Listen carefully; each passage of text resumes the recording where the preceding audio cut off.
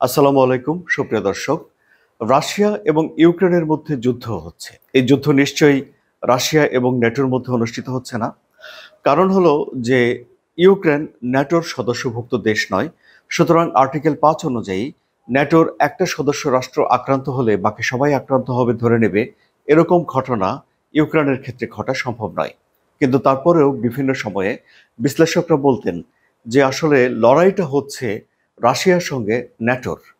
এবার রাশিয়ার president Vladimir Putin বললেন যে তিনি আসলে যুদ্ধ করছেন ন্যাটোর দেশগুলোর সম্মিলিত সহায়তার বিরুদ্ধে। অর্থাৎ একদিকে রাশিয়া এবং আরেকদিকে ইউক্রেনকে সহায়তা করছে ন্যাটোভুক্ত জোটের দেশগুলো। অর্থাৎ প্রকারান্তরে ভ্লাদিমির পুতিন বলছেন যে তিনি আসলে লড়াই করছেন ন্যাটোর বিরুদ্ধে। তাহলে কেন তিনি এই কথাটি বলেছেন? এই কথা তিনি বলেছেন মার্কিন প্রেসিডেন্ট ডোনাল্ড ট্রাম্পের একটা মন্তব্যের প্রতিক্রিয়া জানাতে গিয়ে। ডোনাল্ড ট্রাম্প বলেছিলেন যে ৩.৫ বছর পার হয়ে যাওয়ার পরেও এই যে ইউক্রেনের বিরুদ্ধে রাশিয়া জয়লাভ করতে পারেনি এবং রাশিয়ার অর্থনীতি খারাপ, সবকিছু বিচার বিবেচনা করে তিনি রাশিয়াকে সামরিক খাতে একটা কাগজে বাঘ হিসেবে আখ্যা দিয়েছিলেন। এবং মিস্টার পুতিনকে এ বিষয়ে প্রশ্ন করা হয়েছিল। তারপর তিনি বলেছেন যে যদি রাশিয়া যদি কাগজে বাঘ হয়ে থাকে তাহলে যান না, কাগজে বাঘের মোকাবেলা করুন আপনারা। এবং এই যে ইউক্রেনের সঙ্গে কেন সহজে জয় রাশিয়ার এলো না, তারও একটা ব্যাখ্যা দিয়েছেন ভ্লাদিমির পুতিন। এবং সেই ব্যাখ্যা দিতে গিয়ে তিনি বলেছেন যে রাশিয়া ন্যাটো জোটের বিরুদ্ধে লড়ছে। তাহলে এখন মোটামুটিভাবে এটি অন্যরা যা বলছেন সে বিষয়গুলো আমরা বাদ দিলেও এখন তাহলে এটি মাথায় রাখতে হবে যে রাশিয়া এই লড়াই করার ক্ষেত্রে ন্যাটোকেও মাথায় রাখছে। কোথায় বলছেন এসব কথাগুলো? তিনি কৃষ্ণ সাগরের উপকূলবর্তী একটা শহরে পররাষ্ট্র নীতি বিষয়ক বিশেষজ্ঞদের একটা সম্মেলনে যোগ দিয়েছিলেন। সেই সম্মেলনে তিনি ৪ ঘন্টার একটা বক্তৃতা করেছেন, যে বক্তৃতা সরাসরি সম্প্রচার করা হয়েছে এবং সেখানে তিনি এ বিষয়ে কথা বলেছেন। সুপ্রিয় দর্শক, আপনারা জানেন যে মার্কিন ভাইস প্রেসিডেন্ট জেডি ভেন্স বলেছেন যে দূরপাল্লার ক্ষেপণাস্ত্র ইউক্রেনকে দেওয়ার বিষয়টি বিবেচনা করছে যুক্তরাষ্ট্র। যদিও এই ব্যাপারে তারা কোনো রকম সিদ্ধান্তে পৌঁছায়নি। সবশেষ সিদ্ধান্তটি মার্কিন প্রেসিডেন্ট ডোনাল্ড ট্রাম্প নেবেন এবং ডোনাল্ড ট্রাম্পের মুখ থেকে আমরা এখনো পর্যন্ত কোনো রকম সিদ্ধান্ত শুনিনি।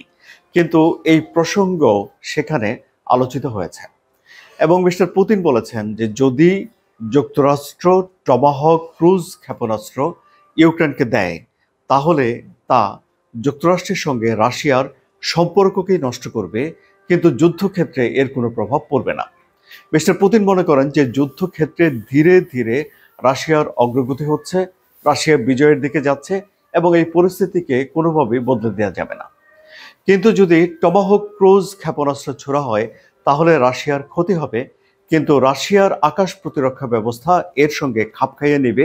অর্থাৎ ভ্লাদিমির পুতিন বলছেন যে রাশিয়া তার আকাশ প্রতিরক্ষা ব্যবস্থাকে এমনভাবে গুছিয়ে নেবে যাতে করে এই টমাহক ক্রুজ ক্ষেপণাস্ত্র রাশিয়ার ভিতরে যদি ছড়েও দেয় ইউক্রেন, তাতে করেও রাশিয়ার তেমন কোনো ক্ষতি করতে পারবে না। তাদের আকাশ প্রতিরক্ষা ব্যবস্থা এটিকে ঠেকিয়ে দিতে পারবে।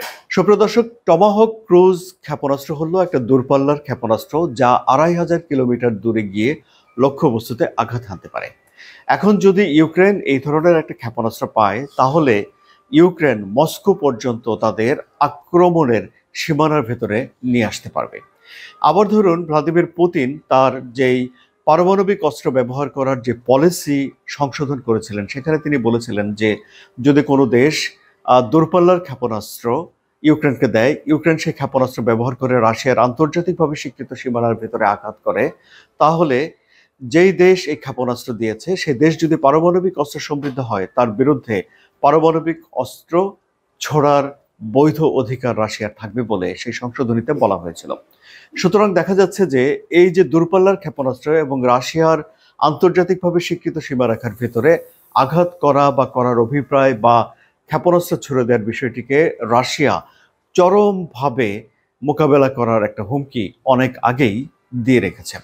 এখন ভ্লাদিমির পুতিন এসে আবার মনে করে দিলেন যে এই ধরনের যদি কোনো কাজ যুক্তরাষ্ট্র করে তাহলে রাশিয়ার সঙ্গে যুক্তরাষ্ট্রের সম্পর্ক নষ্ট হবে। কিন্তু আবার এই যে আমরা দেখেছি যে আলাস্কাতে মিস্টার পুতিন এবং ডোনাল্ড ট্রাম্পের মধ্যে যে বৈঠক অনুষ্ঠিত হয়েছে সেই বৈঠকের পর দুই দেশের ভেতরে সম্পর্কের একটা উন্নতি হয়েছে। এখন মিস্টার পুতিন বলছেন যে ডোনাল্ড ট্রাম্পের সঙ্গে তার কথা বলা খুব ভালো লেগেছে। তিনি আরামদায়ক শব্দটি বলেছেন, মানে কথা বলে তিনি খুব আরাম পেয়েছেন এবং তিনি মিস্টার ট্রাম্পের জন্য নতুন একটা অফার ছড়ে দিয়েছেন। কি সেই অফার? তিনি বলেছেন যে ফেব্রুয়ারি মাসে দুই দেশের ভেতরে পারমাণবিক অস্ত্র নিরস্ত্রীকরণের যে চুক্তিটির মেয়াদ শেষ হচ্ছে তা রাশিয়া 1 বছরের জন্য বাড়াতে পারে। এখন বর্তমানে তারা 1550টি পারমাণবিক ওয়ারহেড এবং 700-র মতো করে মিসাইল এবং বোমারু বিমান যা পারমাণবিক অস্ত্র বহন করতে পারে এগুলো তারা ডিপ্লয় করতে পারবে। এই চুক্তিতে দুই দেশ একমত হয়েছে। এখন এই চুক্তির মেয়াদ ফেব্রুয়ারিতে গিয়ে শেষ হয়ে যাচ্ছে। ভ্লাদিমির পুতিন আবার এই কথাও বলেছেন, যদি তারা চুক্তি নবায়ন করতে চায় তাহলে রাশিয়া ওয়েলকাম করবে, যদি নবায়ন করতে না চায় তাহলে রাশিয়া তাদের পারমাণবিক এই যে ছায়া রয়েছে, নিরাপত্তার ছায়া বা নিরাপত্তার ঢাল, এ বিষয় নিয়ে যথেষ্ট পরিমাণে আত্মবিশ্বাসী রয়েছে। সুতরাং চুক্তি না করলেও কিছু যায় আসে না বলে ভ্লাদিমির পুতিন মন্তব্য করেছেন। তিনি আবার এই যে ডোনাল্ড ট্রাম্প এই রাশিয়া ইউক্রেন যুদ্ধ বন্ধ করার জন্য যে উদ্যোগ নিয়েছে সেই উদ্যোগের প্রশংসা করেছেন এবং তিনি বলেছেন যে এটি খুবই ভালো কাজ। আবার একই সঙ্গে আমরা দেখেছি যে ডোনাল্ড ট্রাম্প যতগুলো উদ্যোগ নিয়েছেন এবং যতবারই যুদ্ধবিরতির চেষ্টা করেছেন, পুতিন প্রথমে একটু নিমরাজি মতো হয়েছেন। মানে মনে হয়েছিল আমাদের যে হয়তো একটা যুদ্ধবিরতি হয়ে যেতে পারে, কিন্তু তারপরে শর্তের বেড়াজালে এসে শর্তের বিষয়গুলোতে মিল না হওয়ার কারণে কখনোই এই যুদ্ধবিরতি হতে আমরা দেখিনি বা যুদ্ধটি শেষ হয়নি। কিন্তু তারপরেও এই যুদ্ধ বন্ধ করার জন্য মার্কিন প্রেসিডেন্ট ডোনাল্ড ট্রাম্পের যে উদ্যোগ রয়েছে সেই উদ্যোগের প্রশংসা করেছেন পুতিন।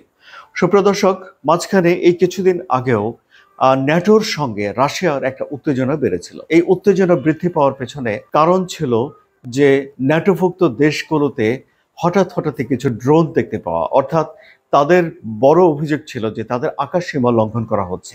বিশেষ করে পোল্যান্ড, এস্তোনিয়া, রোমানিয়া সরাসরি অভিযোগ করেছে যে তাদের আকাশসীমা রাশিয়া লঙ্ঘন করেছে। আবার ডেনমার্ক বলেছে যে জার্মানি বলেছে যে তাদের আকাশে রহস্যময় ড্রোন দেখা গেছে। এখন রাশিয়ার তরফ থেকে পোল্যান্ডের ক্ষেত্রে বা এস্তোনিয়ার ক্ষেত্রে আগে বলা হয়েছে যে এইগুলো রাশিয়ার কোনো আক্রমণ নয় বা রাশিয়ার এটি আক্রমণ করার লক্ষ্য পোল্যান্ড নয় বা এস্তোনিয়া নয়। কিন্তু এখন এসে মিস্টার পুতিন বলছেন যে এই যে ঘটনাগুলো এগুলো আসলে ন্যাটোভুক্ত দেশগুলো তাদের সামরিক ব্যয় বাড়াতে চায় এবং এই সামরিক ব্যয় বাড়ানোর জন্য একটা পরিস্থিতি তৈরি করছে, অর্থাৎ একটা ভয়ের পরিস্থিতি তৈরি করছে রাশিয়াকে সামনে রেখে, এবং এই ভয় কাটিয়ে ওঠার জন্য তারা তাদের সামরিক ব্যয় বাড়াবে। এখন প্রশ্ন হলো যে একটা দেশ যদি তার সামরিক ব্যয় বাড়াতে চায় তাহলে কেন তাদেরকে এই ভয়ের পরিবেশ তৈরি করতে হয়? কারণ সেই দেশগুলোতে তাদের ব্যয়ের ব্যাপারে জনগণকে জবাব দিতে হয়, কারণ সেখানে 5 বছর পর বা একটা নির্দিষ্ট সময় পর নির্বাচন অনুষ্ঠিত হয় এবং সে দেশের মানুষরা সরকারের পলিসি কার্যক্রমের উপর ভিত্তি করে তাদেরকে ভোট দিয়ে থাকেন। ফলে যদি সামরিক ব্যয় বৃদ্ধি করা, যা ডোনাল্ড ট্রাম্পের চাপ রয়েছে ন্যাটোভুক্ত দেশগুলোর উপরে, যদি সে দেশের জনগণ ভালোভাবে না নেয় তাহলে সে দেশের সরকার পরিবর্তন হয়ে যেতে পারে ভোটের মাধ্যমে, এরকম একটা বিষয় রয়েছে। এখন মিস্টার পুতিন বলছেন যে রাশিয়ার ওপরে এই ধরনের কথাগুলো চাপিয়ে দিয়ে, মানে আক্রমণ, আকাশসীমা লঙ্ঘনের কথা চাপিয়ে দিয়ে ন্যাটোভুক্ত দেশগুলো তাদের সামরিক ব্যয় বাড়ানোর চেষ্টা করছে। এখন আলোচনা যাই হোক, আমরা এই প্রথম রাশিয়ার প্রেসিডেন্ট ভ্লাদিমির পুতিনের মুখে শুনতে পেলাম যে তিনি আসলে এই ন্যাটো জোটের বিরুদ্ধেই লড়াই করছেন, যে কারণে ইউক্রেন দখলে নিয়ে যেতে তার সময় লাগছে। আপনাদের কি মত সুপ্রিয় দর্শক? আপনাদের মতামত কমেন্টে জানান। আলোচনা যদি ভালো লাগে তাহলে সাবস্ক্রাইব করে চ্যানেলের সঙ্গে থাকুন। ধন্যবাদ সবাইকে।